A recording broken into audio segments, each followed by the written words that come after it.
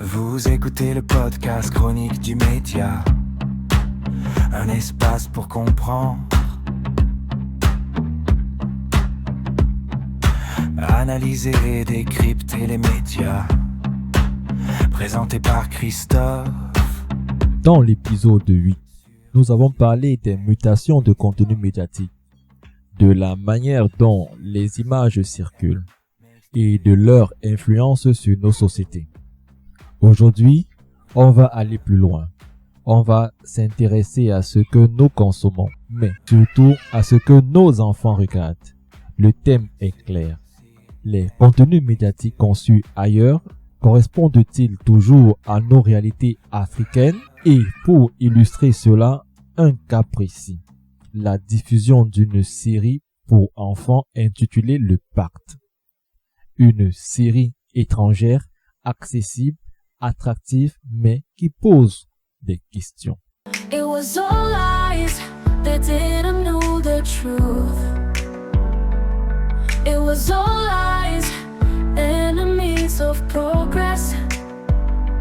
We are united. Des contenus séduisants, mais pas toujours ancrés. Il faut le reconnaître. Ces contenus sont bien produits, visuellement puissants et très captivants. Les enfants regardent, ils s'attachent et s'identifient. Mais derrière cette qualité, il y a une autre réalité. Ces contenus portent une culture, une vision du monde, des codes. Et ces codes ne sont pas toujours les nôtres. It was all lies, they didn't know the truth. It was all lies, enemies of progress. We are united. Le Pacte, une fiction, mais pas neutre partout. Prenons maintenant ce cas, Le Pacte. Dans certains contextes, c'est simple. C'est une histoire, un divertissement. Mais dans notre réalité africaine, certains mots ont du poids. Quand on parle de pacte, on renvoie aux forces invisibles, à des engagements symboliques, à un monde spirituel, voire à la sorcellerie. Cela ne reste pas toujours dans le domaine du jeu. Ce que certains enfants voient comme aventure, d'autres peuvent ressentir d'autres réalités. Et c'est là que le décalage culturel apparaît. It was all lies, they didn't know the truth.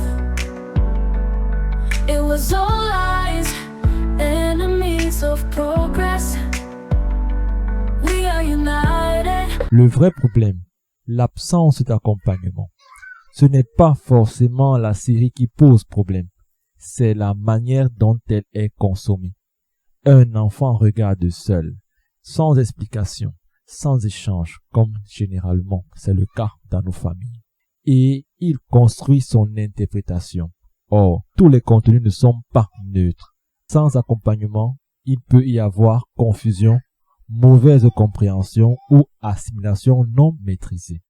It was all lies, they didn't know the truth. It was all lies, enemies of progress. We are united. Une question essentielle, produire ou subir? Maintenant, posons-nous une question simple. Pourquoi regardons-nous autant de contenus venus d'ailleurs?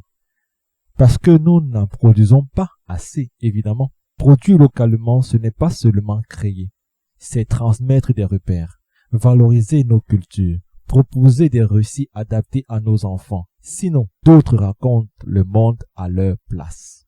Qu'est-ce qu'on peut retenir? Cette réflexion s'inscrit dans la continuité de l'épisode 8 sur les influences des contenus médiatiques. Les contenus étrangers sont attractifs, mais culturellement situés. Une même série peut être interprétée différemment selon les contextes africains. L'absence d'explication peut créer confusion chez les enfants. Il est urgent de produire des contenus africains au jeune public.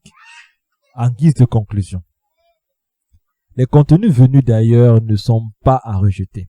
ils ouvrent sur le monde. Mais ils ne doivent pas devenir la seule référence, parce qu'un enfant qui ne voit pas sa réalité à l'écran peut finir par ne pas se reconnaître dans ce qu'il regarde. Le défi est donc clair. Consommer, oui.